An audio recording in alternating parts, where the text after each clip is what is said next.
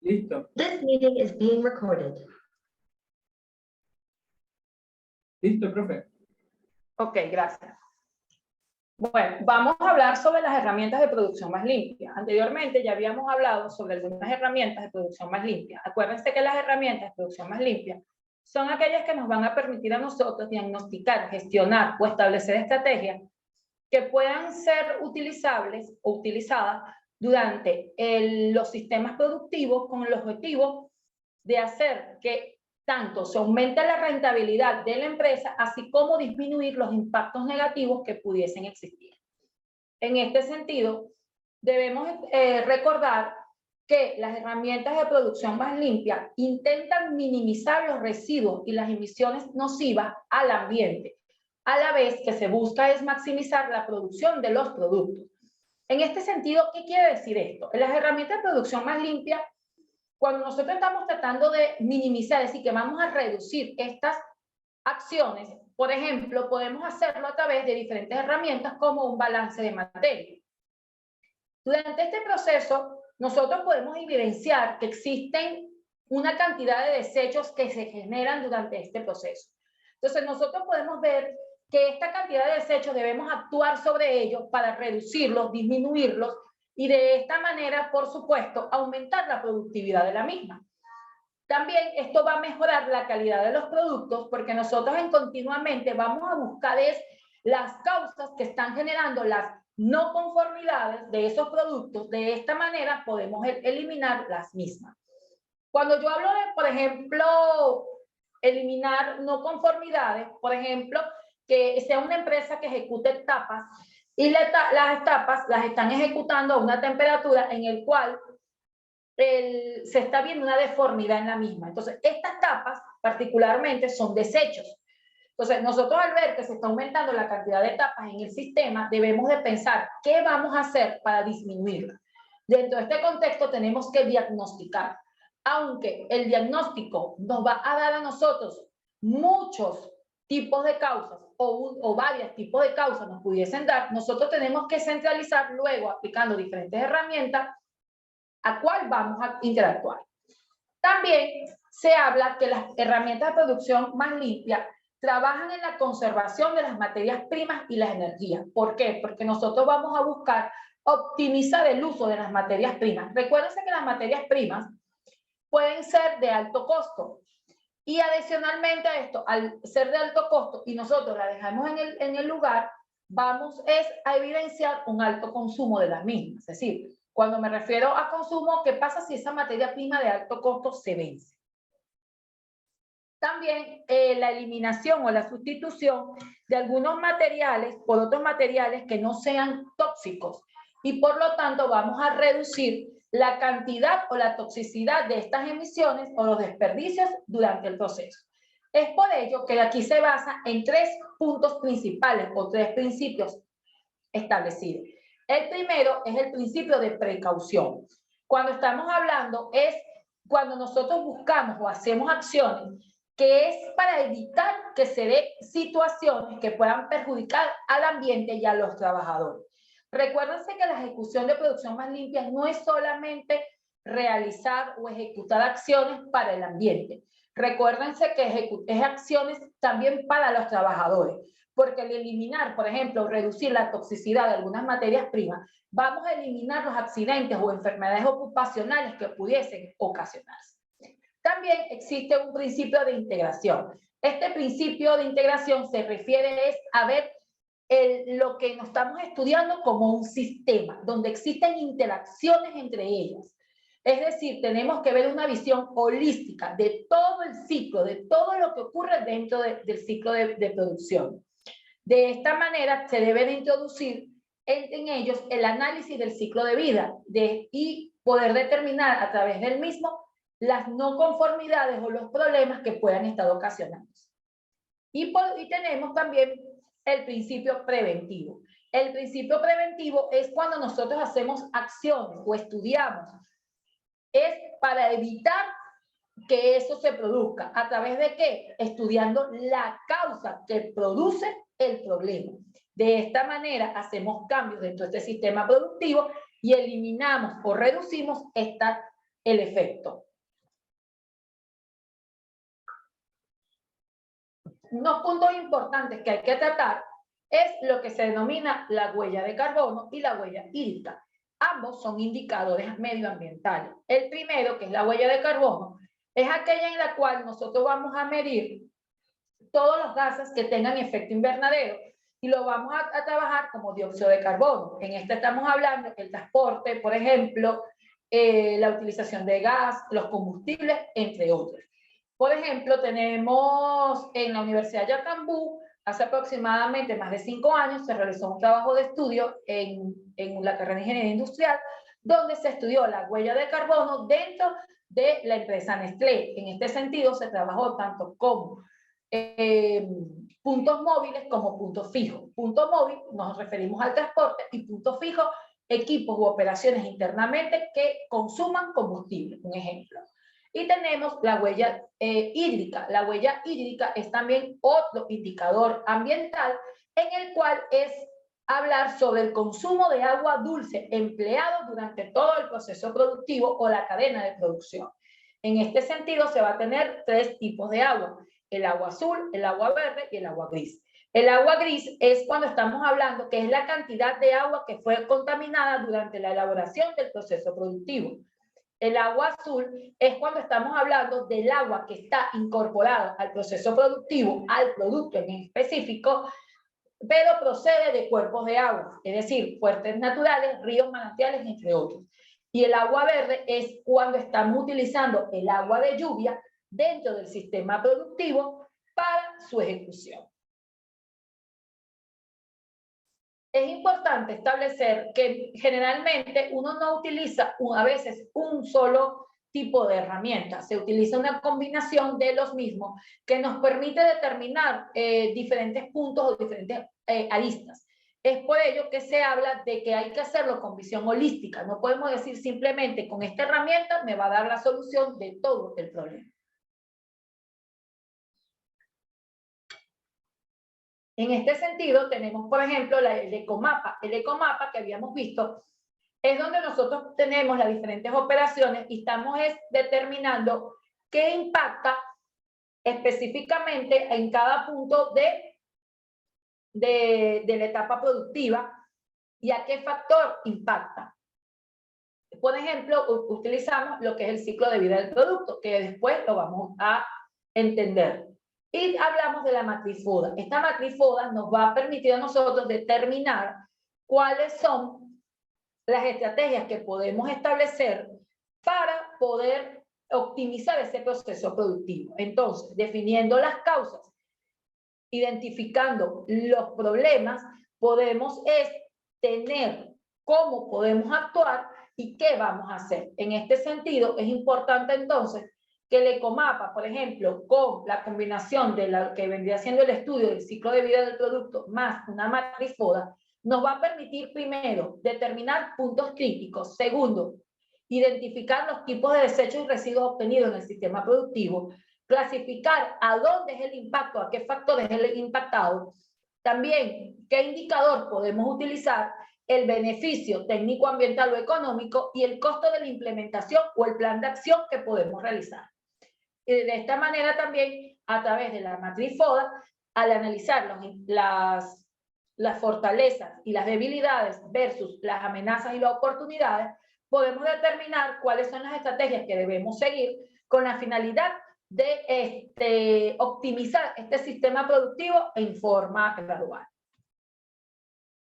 Es importante entonces detallar qué es el ciclo de vida de un producto. El ciclo de vida de un producto, si es como tal, es el proceso a través del cual transcurre o desde lo que vendría siendo la extracción de la materia prima hasta el fin de vida o disposición final de ese mismo.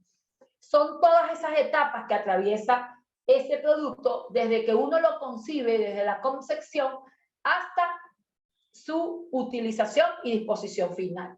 Es por ello que es importante estudiarla, esta herramienta, y se hace a través de lo que se conoce como el análisis de ciclo de vida del producto. Tal cual como dice aquí, es una herramienta de diseño que investiga y evalúa los impactos ambientales de un producto o servicio durante todas las etapas existentes: extracción, producción, distribución, uso y fin de vida. A continuación vamos a detallar un poquito más qué significa cada una de ellas. En la primera, que es la extracción, es la etapa en la cual nosotros vamos a identificar qué requerimientos o qué materia prima vamos a utilizar, ya sea de tipo animal, vegetal o mineral. De acuerdo a esto, sabemos que dependiendo de qué es lo que vamos a utilizar, se está generando un impacto dentro del ecosistema o dentro del ambiente. Y tenemos que identificar qué queremos, qué necesitamos y qué cantidad requerimos. Y también la toxicidad de los mismos. Adicionalmente a esto, luego entra la etapa de producción. Es decir, es la transformación de esta materia prima en un producto requerido o terminado, que es lo que desea o requiere el consumidor. En este caso, estas operaciones unitarias pueden ser utilizadas en forma física o química, si son transformaciones físicas o químicas, donde se va a obtener lo que se denomina el producto final. Luego que ya tuve el producto final, viene la tercera etapa, que es la etapa de distribución. En esta etapa de distribución es la etapa en que hablamos de la comercialización y la venta del producto. Recuérdense que durante este proceso es desde que sale de la empresa hasta que llega a los anaqueles. De esta manera el consumidor lo va a obtener. Eso es lo que se denomina la otra etapa, que es la cuarta, es el uso, es el empleo que le da el consumidor de acuerdo a lo que ellos necesitan, a sus requerimientos. Luego que ha sido utilizada, este equipo o este material o este producto ya tiene un momento, un fin de vida, y ahí es donde viene la otra etapa, que es ver qué se va a hacer con él, dónde va a ir o qué a disposición, si se puede reciclar, si se puede reutilizar, si se puede reusar. En este particular, esto aquí engloba como que todo lo que uno conversa sobre las etapas del ciclo de vida del producto, donde vemos las 5 etapas, que es la extracción, la manufactura, que es la producción, el empaque y el transporte, el uso y manutención, que es donde nosotros lo empleamos, en la disposición final o reciclaje. Y vemos que genera una serie de impactos en los cuales podemos tener el calentamiento global, la acidificación, o que es la lluvia ácida, la eutrofización del agua, cuando vemos ya el crecimiento desmedido por los nutrientes en los diferentes cuerpos de agua, los daños en la capa de ozono, la creación o el deterioro del smog fotoquímico, entre otros. Todo esto se estudian paso a paso durante todo el ciclo de vida, desde la extracción hasta su disposición final, para ver qué acciones se puede realizar o cómo se puede realizar. Un ejemplo de esto es en la empresa Coca-Cola, en el año 2017, la empresa le crea o le solicita a la empresa DICTUC un análisis de ciclo de vida de un producto para realizar un estudio en función de los envases familiares que son utilizados en diferentes formatos. Particularmente son los formatos de 1.5, vidrio de 1.25 y el de 2. En este caso, ellos analizan estos 3 tipos de envases en función tanto de los materiales, los insumos y el proceso de cada uno de ellos durante el proceso productivo o durante su ciclo de vida. Valga decir que durante este ciclo de vida ellos realizan diferentes consideraciones, entre las cuales se tiene la huella de carbono, la generación de residuos y otros impactos. Huella hídrica, acidificación, daño al humano. Recuérdense que ahí es la sustitución o disminución de empleo de sustancias que pueden ser cancerígenas y que puedan causar enfermedades al ser humano. Y la parte de ecotoxicidad. En este sentido, particularmente en la empresa, determinan los resultados, ellos lo utilizan como estrategia para favorecer, para tomar decisiones internamente a la empresa, pero también favorecer lo que vendría siendo su mercado. En este caso particular, establece qué formatos se deben concentrar, bajo qué formatos, esfuerzos hacia dónde reducir, hacia dónde introducirlos y reducir de esta manera el impacto ambiental. Como podemos ver, actualmente está muy difundido, particularmente aquí en Venezuela, la utilización del vidrio de 1.25, que es lo que nosotros denominamos vidrio retornable o botellas retornables. También tenemos lo que es el inventario del ciclo de vida. Particularmente en este se busca utilizar el mismo ciclo de vida, porque el ciclo de vida son las etapas grandes, es decir, la obtención, la producción, la distribución, el uso y el fin de vida. Sin embargo, cuando estoy hablando del ciclo de vida del producto, son esas 5 etapas grandes más las etapas involucradas micro que tiene cada una de ellas. Cuando yo me refiero a etapas micro o me refiero a etapas menores, es que, por ejemplo, en el proceso de producción tenemos diferentes tipos de etapas que están involucradas en él. Por ejemplo, mezclado, un intercambio de calor, entre otros. En el inventario, la diferencia es que el inventario me va a decir qué entra específicamente y me va a decir qué cantidad de la misma. Entonces, me van a decir qué entra y qué sale. Me va a decir qué cantidad sale y qué cantidad entra.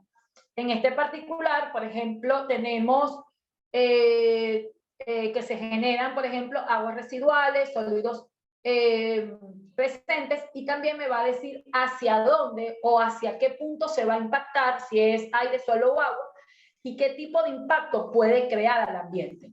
En este caso, por ejemplo, puede ser calentamiento global, puede ser eutrofización, entre otros. Cabe resaltar que durante todo este proceso es importante destacar que uno tiene que pensar qué podemos hacer o qué se va a hacer. Y para ello existe lo que se denomina el ecodiseño. El ecodiseño es cuando utilizamos los principios y los objetivos de desarrollo sustentable o accionamos sobre lo que es la materia prima, sobre la creación de este producto para disminuir el impacto ambiental durante el ciclo de vida. En este sentido, hacemos que el producto o el servicio esté consono o esté en función de esos principios ambientales en los cuales nosotros vamos a eliminar el impacto o reducir el impacto ambiental. En este caso particular se ha introducido un punto importante en lo que es el ciclo de vida de un producto. Y es una forma de extenderlo, es decir, extender el ciclo de vida del producto significa, es porque ya no es simplemente como antes era el modelo lineal. Se hablaba de modelo lineal, era el modelo de consumo en el cual se extrae la materia prima, se produce la materia prima, producía el producto que yo requiero, luego este producto llega al consumidor, se emplea, el consumidor lo emplea y el consumidor simplemente lo desecha. Y no existía qué hacer con él, es decir, no existía, no se le daba un segundo valor agregado. En este caso particular, con la economía circular, lo que se busca es cambiar esa forma de pensar y crear o formular es que es decir, el fin de vida de él no es simplemente desecharlo, botarlo, sino es darle una segunda utilidad, es repararlo, renovarlo, reciclarlo o utilizarlo en otros sistemas productivos en el cual se le pueda dar un segundo valor agregado, se le pueda dar un valor agregado al mismo y de esta manera se extiende ese valor.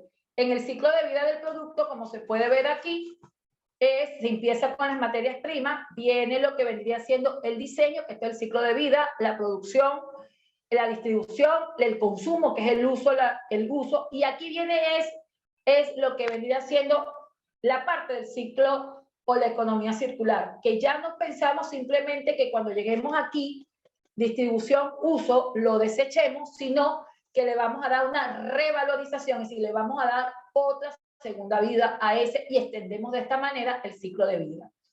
Valga decir que los puntos claves de una economía circular son 4. Está centrado en el ecodiseño con el objetivo de incluir principios del desarrollo sustentable dentro de lo que vendría siendo la formación o la configuración del producto, establecer la fabricación del producto utilizando el consumo eficiente o el manejo de los recursos de manera eficiente y reducir el consumo excesivo.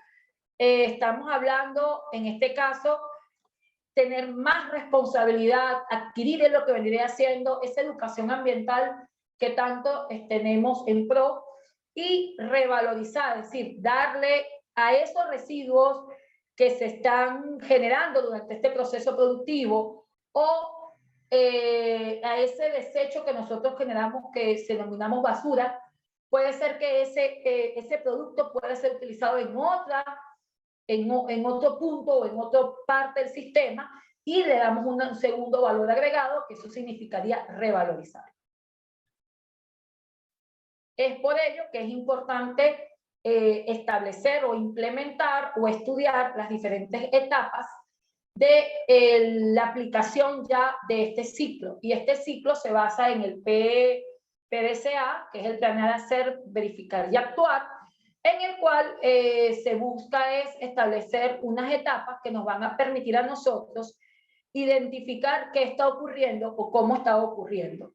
Particularmente en el caso de MINAM, habla que la implementación de una producción más limpia o de un sistema de producción más limpia debe pasar a través de 5 etapas.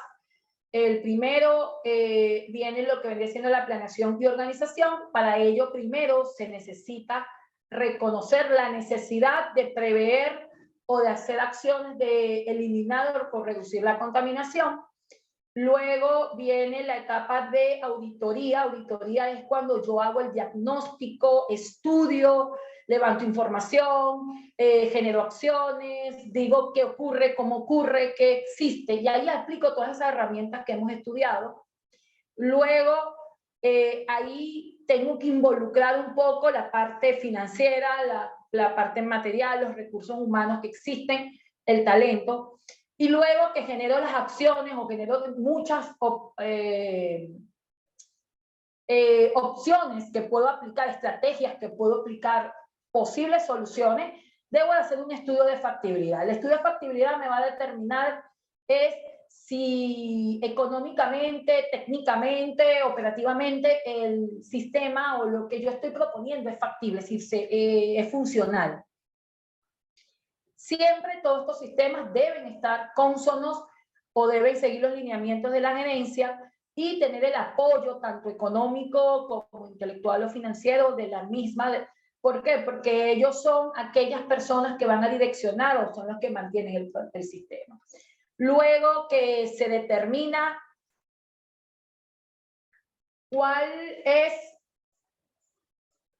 la estrategia que cumple con nuestras opciones, pero también que cumple o es factible aplicarlo porque tenemos los recursos, se implementan. Luego de implementarla, debemos realizar un proceso de ver cómo está actuando, es decir, supervisar, inspeccionar. Para ello se establecen indicadores, por ejemplo, que permitan a uno identificar cómo es el comportamiento. Luego, hacemos las correcciones que se necesitan y la última etapa que se establece es la de manutención o mantener la misma.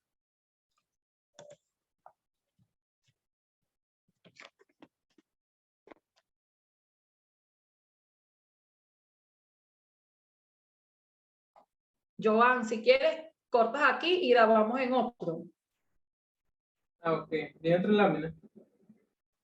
Sí, porque voy a ponerte diapositiva y este es un poquito también como 20 minutos, entonces mejor tranca aquí y continuamos en otro. Si haces otro Zoom. Ok.